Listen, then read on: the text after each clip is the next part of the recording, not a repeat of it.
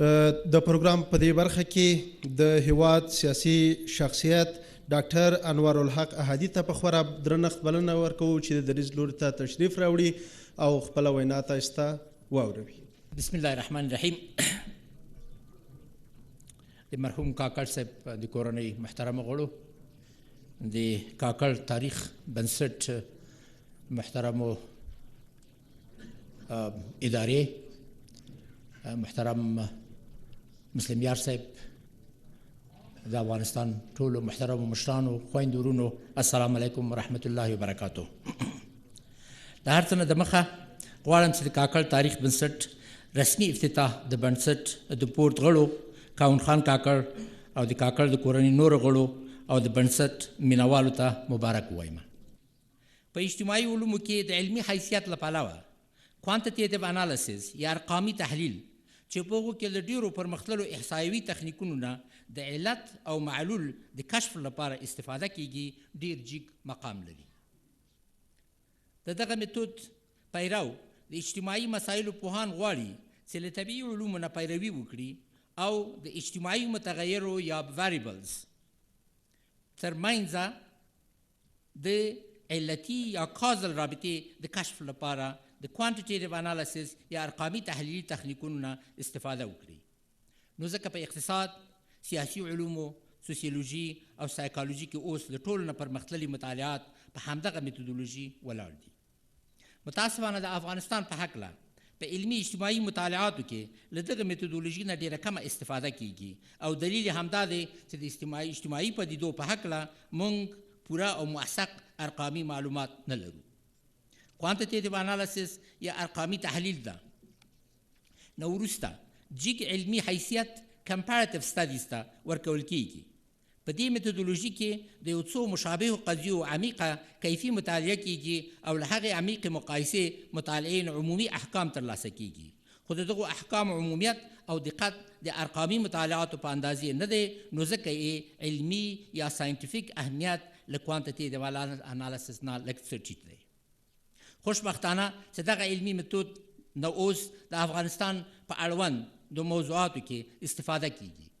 د مثال په توګه 2 کاله مخکې آریان شریفي د تفس په پوهنتون کې د دکتورا د تیز څېړنې لپاره له مقایسوي یا کمپیریټیو انالیسس نه ډېره ښه استفاده وکړه او په علمي ډول یې دغه موضوع وڅېړله چې ولې ځینې سیاسي اسلامي ډلې د خپلو سیاسي اهدافو د لاسته راوړلو لپاره د خشونت له ستراتیژي نه استفاده کوي او ځینې نور اسلامي ډلې له مسالمت آمیزو لارو نه کار اخلي.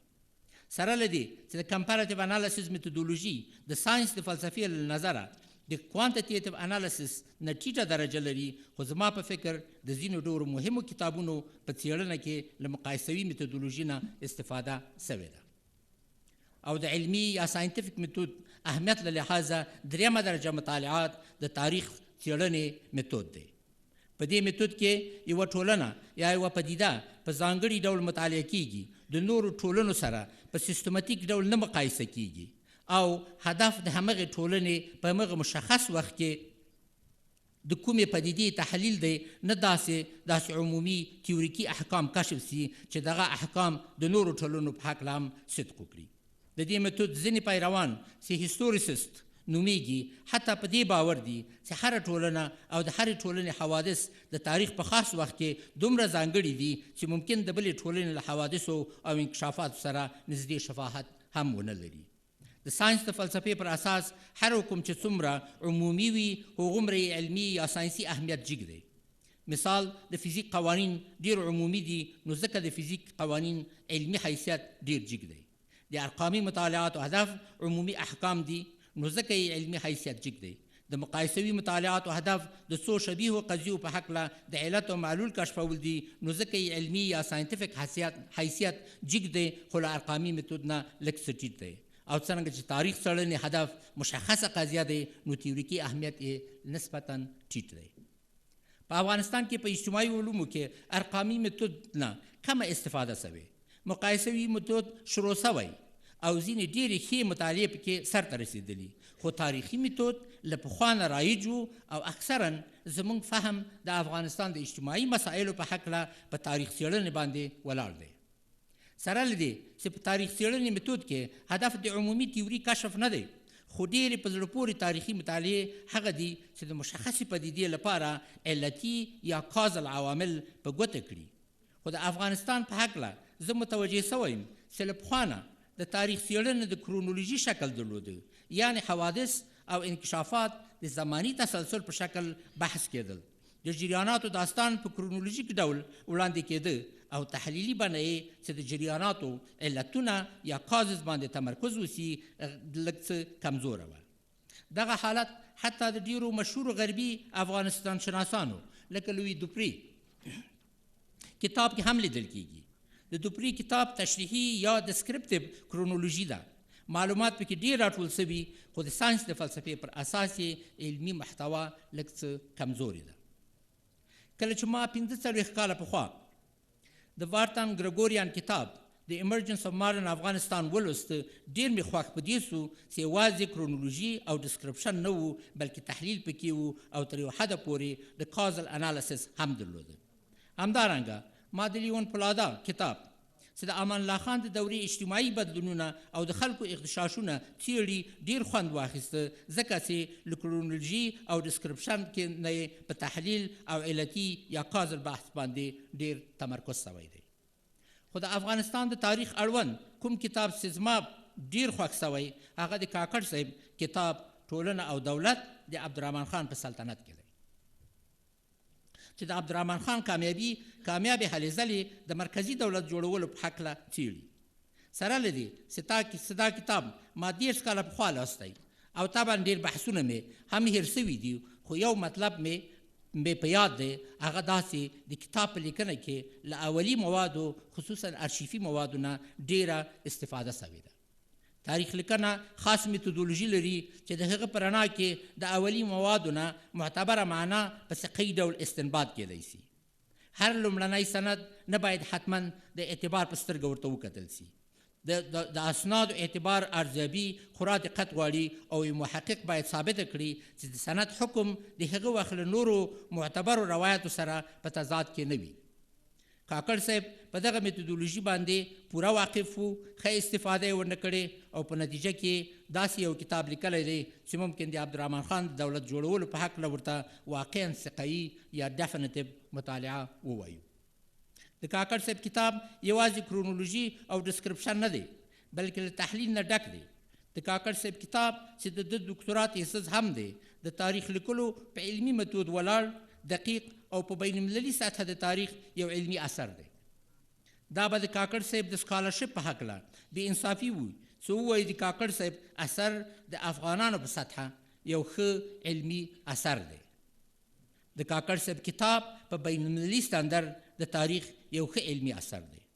زما په فکر د کاکړ صاحب دغه کتاب د دې علمي جایګاه تثبیت کړي او ځان ته یې علمي افتخار وګټه او موږ افغانانو ته دا افتخار راوبخه چې افغان سکالر کولی سي چې په بین المللي سطحې علمي اثر ولیکي.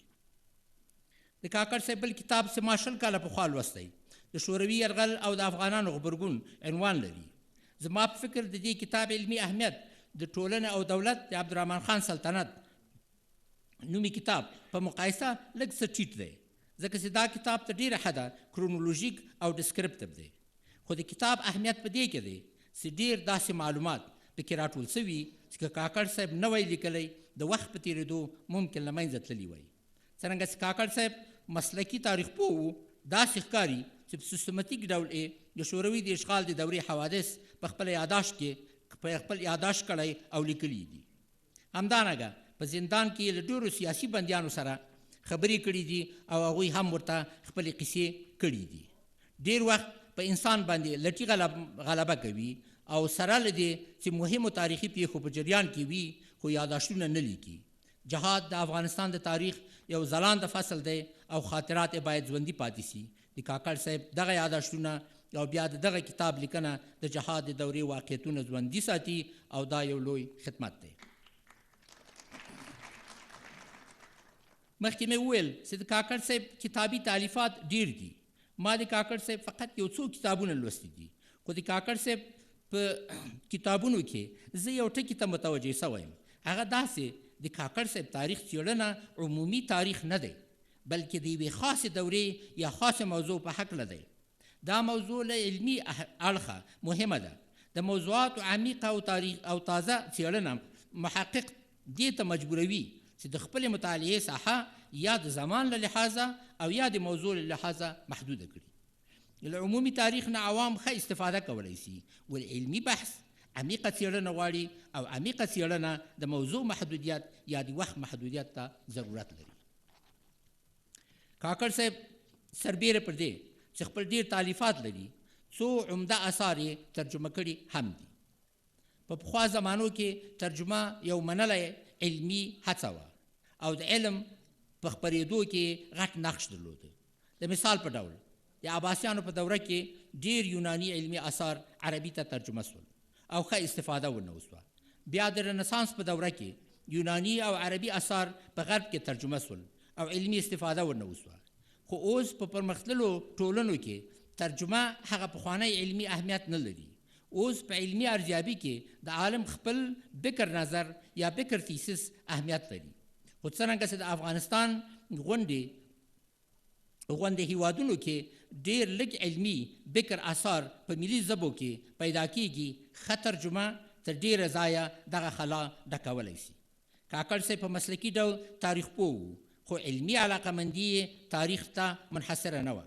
کاکړ صاحب ډېر فلسفي او تیوریکي اثار لوستي او ځینې اثار یې پښتو ته ترجمه کړي. په دې لړ کې د کاکړ صاحب لخوا د اندرویس ویرګا فلسفي اثر چې عنوان یې دی د انسانتوب په اړه د اخلاق پوهنې پرنسیبونه او د جان سټوارټ میلز کتاب آن لیبرټي یا د ازادۍ په هکله او د جان کیګن اثر چې عنوان یې دی جنگ او زموږ نړۍ په ډېره روانه پښتو ترجمه کړي دي. د علمي اثارو په ترجمه کې مهمه خبره دا ده چې مترجم نه یوازې داسې باید په دواړو ژبو باندې حاکمیت ولري بلکې د کتاب په موضوع کې هم ښه وارد وي چې ترجمه تحت اللفظ شکل پیدا نه کړي. د کاکړ صاحب ترجمې دا ښکاروي چې نه یوازې داسې دی په روانه پښتو دغه اثار ترجمه کړي بلکې داسې د کتاب په موضوعاتو کې هم وارد دی. زما په فکر د کاکړ صاحب ترجمې هم علمي هم د علم د تعمیم په هکله اهمیت لري. همدارنګه زما په آن کوم اثار چې کاکړ صاحب ترجمه کړي د ډاکټر صاحب له سیاسي او اجتماعي ارزښتونو سره هم نږدې تړاو لري. د کتابونو او ترجمو سربیره کاکړ صاحب ګڼ شمېر علمي او تحلیلي مقالې هم لیکلي دي. لنډه دا چې کاکړ صاحب په بین المللي معیارونو سرسم یو کره تاریخ پوه او د اجتماعي علومو دوامداره زده کوونکی او د افغانستان په روشنفکري حلقو کې یو جیګ غږ و. له علمي اهمیت نه سربیره کاکړ صاحب یو متعهد انسان و. د تعهد د خپل ولس او خپل هیواد سره و. کاکړ صاحب د فرد په ازادي او د ملتونو په ازادي باور درلوده. کاکړ صاحب که د ویښ زلمیانو سره علاقه درلوده، که یې د استادانو او محصلینو په اتحادیه کې غړیتوب درلوده، که یې د خپلواک افغانستان د لیکوالو په اتحادیه کې ګډون کوو او که یې د افغانستان د پوهنتونو د استادانو په ټولنه کې فعالیت کوو، هدف یې خپله د نورو افرادو او د ټولنې ازادي وه. د کاکړ صاحب تعهد له ازادي، ملت او هیواد سره دومره قوي و چې په شعوري ډول یې زندان ته تګ ومنه، خو له خپلو ارزښتونو نه تېر نه سو. د کاکړ صاحب ځینې ارزښتونه د یو سنتي پښتني ټولنې ارزښتونه دي، خو کاکړ صاحب دائم د عنعناتو تابع هم نه و.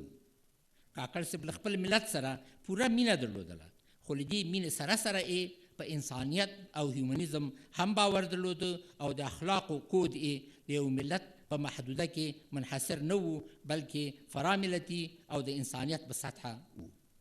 کاکړ صاحب د تعهد او ورځني ژوند ترمنځ تر ډېر وخته پورې ټکر نه و راغلی، خو کله چې د ثور له کودتا نه وروسته د ده د عقایدو او سیاسي محیط ترمنځ تصادم واقع سو، کاکړ په خورا شهامت د ژوند چلنج ومنه او د خپلو ارزښتونو نه یې په دفاع کې زندان او د ژوند نورې ناخوالې ومنلې.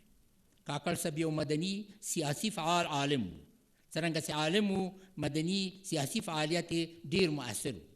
که یوازې عالم وی او یا یوازې مدني سیاسي فعال وی، تاثیر به یې دومره نه و. د کاکړ صاحب تعهد او له ارزښتونو سره سم ژوند ما یو بل بحث ته متوجه کوي.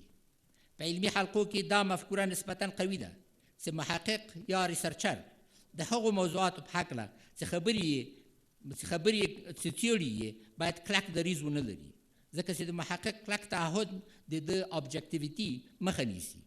خو زه په دې نظر نه یم چې محقق باید کاملا د خپلو څېړنو په هکله بېطرف وي. د څېړنې د موضوع انتخاب خاصه علاقهمندي غواړي. کاملا بېطرفه محقق به ډېر کم وي. کوم شی چې مهم دی هغه دا دی چې محقق په پټو سترګو څه ونه مني او په آګاهانه ډول اوبجکټیو وي، او که واقعیتونه د ده شخصي ترجیحات رد هم کړي، باید دومره فکري او اخلاقي توان ولري چې د څېړنې علمي نتایج ومني او تحریف یې نه کړي. اما د ښه اوبجکټیو سکالرشپ لپاره پوره بېطرفي شرط نه دی. دا حکم د کاکړ صاحب د څېړنو په هکله هم صدق کړي. کاکړ صاحب له افغانستان، پښتو، ازادي او داسې نورو مفاهیمو سره کلکه علاقه درلودله، خو لا تر اوسه ما ته نه ده جوته شوې چې د کاکړ صاحب د تحقیقاتو نتایج په شعوري ډول د ده د ترجیحاتو په ګټه تحریف سوي واوسېږي. زما په ان تعهد او ابجکټیویټي متضاد مفاهیم نه دي. کاکړ صاحب متعهد انسان وو، خو څېړنې یې په ابجکټیویټي باندې ولاړې وې. او په آخر کې غواړم د کاکړ صاحب د شخصیت یا کرکټر په هکله زما یو څو کتنې له تاسو سره شریکې کړم. اکثرا داسې واقع کېږي چې د ډېرو وتلو عالمانو اجتماعي ژوند لږ څه کمزوری وایسي، کمرنګه اوسېږي. په غرب کې د ابسنټ مایندډ پروفیسر اصطلاح مشهوره ده. البته دا عمومي حکم نه دی او د کاکړ صاحب په هکله خو هېڅ صدق نه کوي. کاکړ صاحب یو ډېر اجتماعي سړی و او یو فوق العاده ښه ملګری و. کاکړ صاحب یو خندان او خوش اروا سړی و، سره له دې چې زندان کې ډېر وخت تیر کړی و، خو عقده‌یي سړی نه و. زما برداشت دا دی چې له کاکړ صاحب سره اشنا کېدل نسبتا آسانه و. ما کاکړ صاحب سره په امریکا کې چې دی له بند نه خلاص و او امریکا ته یې مهاجرت وکړ وپېژندل. خو ما داسې احساس کوو چې د کاکړ صاحب سره له ډېرو پخوا نه اشنا اوسېږم. په تلیفون کې به مو اوږدې خبرې کولې. زه په امریکا کې باستون ته نږدې د پراویدنس په ښار کې اوسېدم او د پراویدنس په پوهنتون کې استاد وم. کاکړ صاحب د امریکا په غرب کلیفورنیا کې اوسېده او زموږ د ښارونو ترمنځ د تیارې لاقل 15 ساعته مزل و. خو 2 ځلې یې لطف وکړ او د پراویدنس ته راغی. 3-4 شپې له ما سره وکړې. د ژوند د ناخوالو سره سره کاکړ صاحب ما ته یو خوشحاله سړی ښکارېده. څو کاله مخکې ما یو مطالعه ولوستله چې د انسانانو د خوښۍ په باره کې سوې وه. د مطالعې نتیجه دا وه چې په ژوند کې هغه انسانان ډېر خوښ وي چې داعیه ولري. زما په فکر د کاکړ صاحب داعیه د دې علمي، اجتماعي او شخصي ارزښتونه وو او د دغو ارزښتونو تحقق د ده په خپل لاس کې وو. مادیات ورته مهم نه وو، نو ځکه ماته یو خوشحال انسان ښکارېده. زما په فکر کاکړ صاحب یو خوشبخته انسان وو او هغه کسان چې د ده ملګري وو زما په شمول نیکبخته وو چې کاکړ صاحب په شان ملګری یې درلوده. کاکړ صاحب اوږد او له معنا نه ډک ژوند وکړ. هر انسان بالاخره مري، نیکبخته به هغه وي چې له مرګ نه وروسته هم په ښو یاد شي. کاکړ صاحب ته دغه نیکبختي په علمي، اجتماعي او شخصي سطحو په نصیب سوې وه. که له ما نه پوښتنه وشي چې د کاکړ صاحب پیام به اوسني او راتلونکو تحصیل کړو نسلونو ته څه وي، زما په ان به د کاکړ صاحب پیام دا وي چې د مسلکي مسؤلیتونو تر څنګ دی تحصیل کړی قشر اجتماعي مسؤلیتونو ته هم متوجه وي. کله کله د اجتماعي مسؤلیتونو پر ځای کول مسلکي ژوند له خطر سره مخامخ وي، خو د اجتماعي ژوند ته توجه نه کول غټ اجتماعي تاوانونه لري. کاکړ صاحب همزمان د دواړو مسؤلیتونو ته ښه رسېدلی دی. غواړم خپله وینا په یو مشاهده او په یو دعا ختمه کړم. په تېرو څو کلونو کې ما په حکومت باندې ډېرې نیوکې کړي دي، خو د ډاکټر صاحب غني په مشري دې حکومت د پوهانو قدر کړی او زما په ان د کاکړ صاحب حق یې ادا کړی او زه غواړم چې خپله خوښۍ په دې اړه ښکاره کړم. او زه دعا کوم چې د کاکړ تاریخ بنسټ ته دې خدای وسه ورکړي چې د افغانستان په اړوند تاریخي لیکنې تشویق او نشر کړي چې له یوې خوا د افغانانو تاریخي پوهه پوهې سره مرسته وکړي او له بلې خوا د کاکړ صاحب نوم ژوندی وساتي. ډېره مننه.